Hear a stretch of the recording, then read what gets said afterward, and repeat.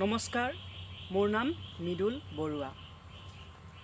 আজি মোৰ চেনেললৈ সকলোকে মই স্বাগতম জনাইছোঁ আৰু মোৰ বিষয়টো হ'ল মাটিৰ দালালৰ বিষয়।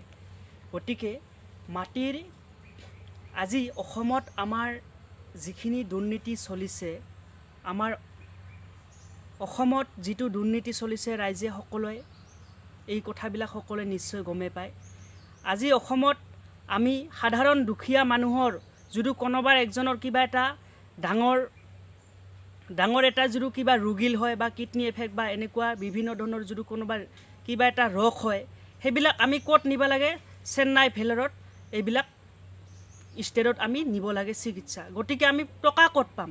আমি মাটি যদি এডোখৰ যদি এক কাঠা যদি আমি মাটি বিক্ৰী কৰিবলৈ যাওঁ, বিভিন্ন ধৰণৰ বিভিন্ন ঠাইৰ পৰা দালাল আহি পৰিব। গতিকে মাটিটোৰ দাম যদি 1 লাখৰ পৰা 1.5 লাখ টকা, সেই মাটিৰ দাম হৈছে অসমত 1,20,00,000 টকা। গতিকে সমগ্ৰ ৰাইজে, আমাৰ অসমবাসী ৰাইজলৈ মই এইটো কথাই ক'ব বিচাৰিছোঁ, আজি অসমত যিখিনি দুৰ্নীতি চলিছে, গতিকে আমাৰ ভৱিষ্যত প্ৰজন্মলৈ কিন্তু খুবেই বেয়া আছে।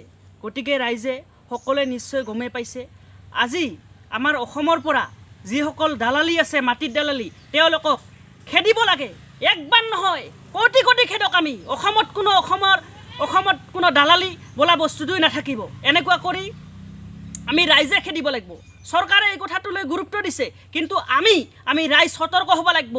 আমি আজি কিনোতাজনো দিব নালাগিব আৰু বেচোতাজনো দিব নালাগিব। আমি সেই উচিত তেওঁলোকক মাজতে 20 লাখ 30 লাখ টকাৰ খাই ইমান দামী দামী গাড়ীত ঘূৰি আছে বিভিন্ন ধৰণৰ, তেওঁলোকৰ সেইবিলাক আমি কিয়? তেওঁলোকক আমি আমাৰ পৰা আউট কৰি দিব লাগিব। আমাৰ মনৰ পৰা এই দালাল বস্তুটো আমি আউট কৰি দিব লাগিব।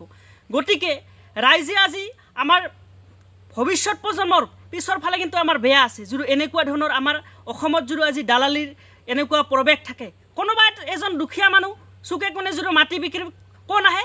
প্ৰথমতে আহিব মাটিৰ দালালি। মাটিৰ দালালিবিলাকে কি হয়? আজি যদি মই ক'ব যাম, আজি আমাৰ প্ৰত্যেকটা অসমৰ চাৰ্কেলতে যিটা দুৰ্নীতি চলি আছে, আৰু তেওঁলোকৰ আমাৰ সেই দুৰ্নীতিখিনি কি কৰিব লাগিব? আমাৰ জনসাধাৰণৰ ৰাইজৰ কিছুমান ভুলত হৈছে। আমি সতৰ্ক থাকিব লাগিব। দালালি আমি অসমৰ পৰা আগতো মই কৈছোঁ আৰু মই আগন্তকলৈ মই কৈ থাকিম। গতিকে সেই কথাখিনি আজি অসমত দালালি বোলা বস্তুটো আমি নাথাকিব। প্ৰত্যেকৰ মনে মনে মই আজি ইউটিউব চেনেলটোত মই এই প্ৰকাশটো কোৱা নহয়, আৰু মই 1000 বাৰ মই ক'ম। এই ইউটিউব চেনেলত এটা কথাই কোৱা নহয়, মই আৰু কমে 1000 বাৰ মই এই কথাটোকে মই আপোনালোকৰ মাজত মই প্ৰকাশ কৰিম আৰু কৰিমেই। গতিকে আজি যিসকল দালালি আছে, তেওঁলোকে দালালি কোন শ্ৰেণীৰ মানুহে কৰে? যিসকলৰ কাম বন নাই।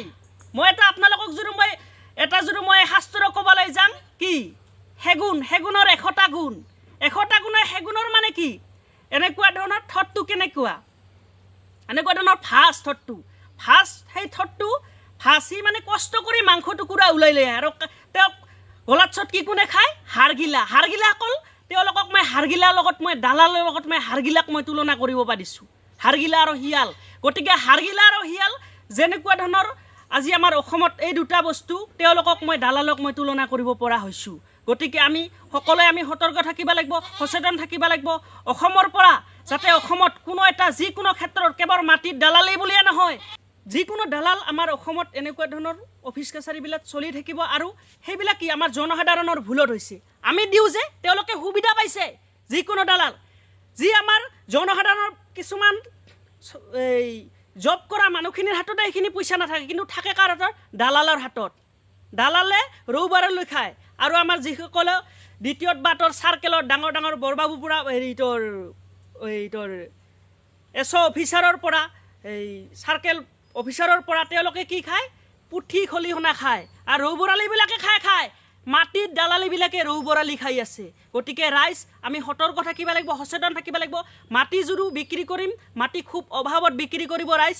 গতিকে মাটি কোনো সহজতে আপোনালোকে ৰাইজ মাটি বিক্ৰী কৰিব। আৰু মাটি কিনাৰ ভৱিষ্যত যিসকলে কিনে তাৰ সকলোকে তেওঁলোকক মই আপোনালোকৰ মাজত মই এটা কথা মই আহ্বান জনাইছোঁ। এই কথাটো হ'ল যে মাটি কিনিম মাটিটো জেনুৱেন হয় না নাই এই বস্তুটো আমি চাব লাগিব।